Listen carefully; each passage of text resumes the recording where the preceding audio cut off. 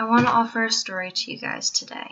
There's a lot of different debates going on about the unfortunate end to Robin Williams' life, and a lot of people have a lot to say about the situation. So this is a story that's helped me get through a lot of bad times, and hopefully it'll help you too. It's called The Law of the Garbage Truck. How often do you let other people's nonsense change your mood? Do you let a bad driver, a rude waiter, a curt boss, or an insensitive employee ruin your day? Unless you're the Terminator, you're probably set back on your heels.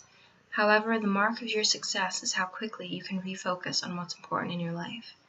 16 years ago, I learned this lesson, and I learned it in the back of a New York City taxi cab. Here's what happened. I hopped in a taxi, and we took off for Grand Central Station. We were driving in the right lane when all of a sudden, a black car jumped out from the parking space right in front of us. My taxi driver slammed on his brakes, the car skid, the tires squealed. At the very last moment, our car stopped just 1 inch from the other driver's back end. I couldn't believe it, but then I couldn't believe what happened next.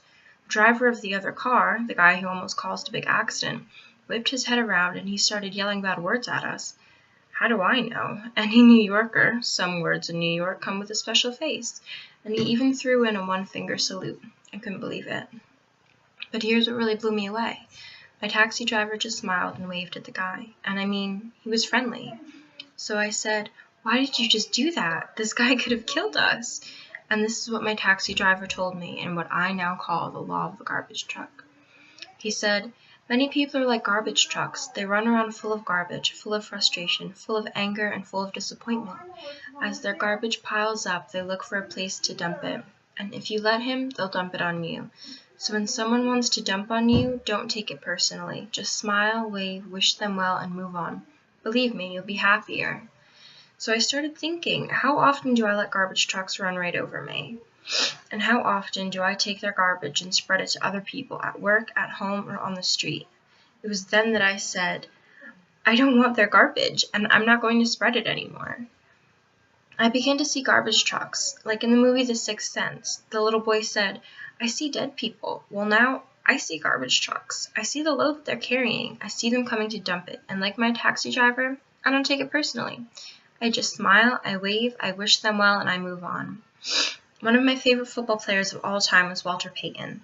Every day on the football field, after being tackled, he would jump up as quickly as he hit the ground. He never dwelled on a hit. Payton was ready to make the next play his best.